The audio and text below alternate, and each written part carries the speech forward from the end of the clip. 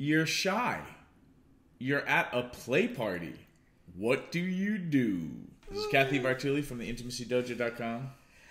This is Reid from readaboutsex.com. And for those of you just joining us, play party is what the kids are calling a newfangled orgy these days. So you're at an orgy, you happen to be shy. How do you navigate that? Cathy Vartuli, go. I typically do this very similar things whether I'm at a play party or a regular party. Mm-hmm. I mean, I do leave my clothes on at a regular party usually. Yeah, well, yes. Yeah. We'll talk. That's another video entirely.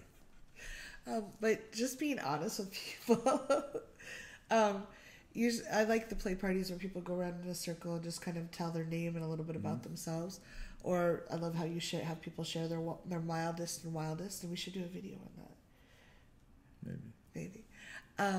So watch here for another video on that. Hopefully, I'll talk him into it. But I like to share that I'm shy, and I love it if there's shy bracelets that you can wear. It's sometimes hard for me to put it on, like even especially if I'm helping organizing something. But I am literally shy, and I'm not going to want to go up to someone and say, "Hey, baby, you want to get down?" Like I need to talk. Okay, so that's not what you say anyway. But you could be like, "Hey, can I use a really bad pickup line on you?" And be like, "Hey, baby, you want to get down?" I was using it as an analogy. No, that's good. That's okay. Good. But I will share that I'm really shy and that I feel awkward asking people to be sexual with me. And you'll share that in the welcome circle? Yes. And what's a welcome circle? A welcome circle is where everybody goes around and they say their name and maybe just a short sentence about why they're there or what, something about themselves. And I really like when people do that because our brains, especially if the organizer welcomes each person, our brain calms down. It gives us time to see everybody and identify them. We know they're all supposed to be there. It helps everybody feel part of a community, which I really love. And not all play parties have welcome circles, but as a nerd who has thrown hundreds and hundreds of play parties, when you can have a group check-in, that goes a long way to have people feel seen. For those of you who are like, man, that's a lot of talking, don't worry, there's often a lot of fucking. I think there's actually sometimes more when everybody knows because there's a feeling of safety. It's icebreaking and how you create connectedness and actually weave community, how you build community and getting people to talk, even when sex is on the table. Like having a check-in, people just don't lose their minds and are just like pacing around impatiently waiting for the sex to happen. Yeah. There's a lot of nuanced, geeky things about having a welcome circle when you have that kind of design for a play party. There are many, many, many different kinds of designs and ways you can do it. I just think for most people, that kind of container works really well. Yeah. I like that a lot. The other thing is I'm an active service person. So if I go there with the intention of being of service for other people, it helps me get out of my shyness. So if I know the organizer or I know someone that knows them, I'll sometimes reach out and say, hey, can I help with anything? Or I'll get there. And I try to get there right on time. Or a little, usually there's some places they close the door. So I try to be before that. But I offer to help. And then I also offer to help to clean up or during the event. Because it helps me feel grounded. That's something that works for me. Not everybody is that way. But I also look for 3 people. One of my goals at any party I go to is find 3 people that seem shy or awkward and sit down and talk with them for a few minutes.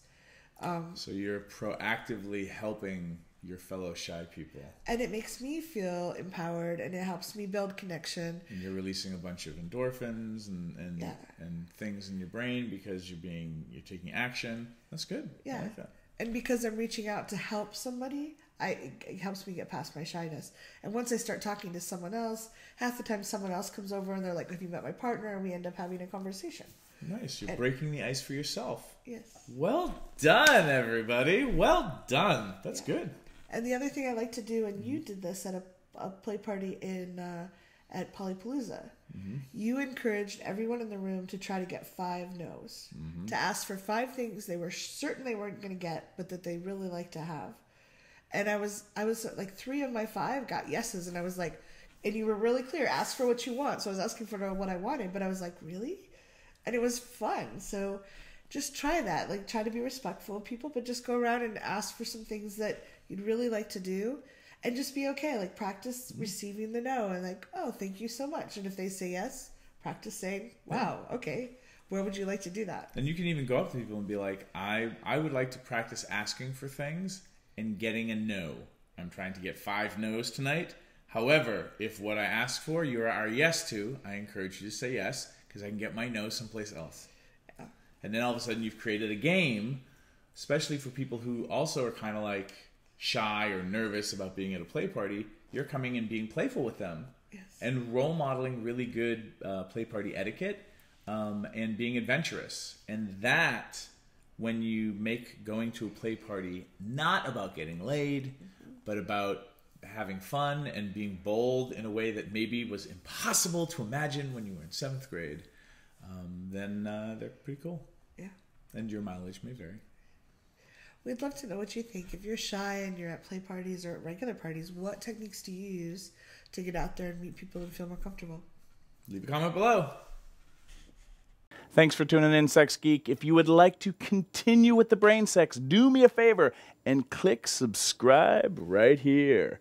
If you'd like to watch me on social media, that's where you're going to go. Next video, maybe? And if you really would like your own Sex Geek t-shirt, please click right here, right now. Boop.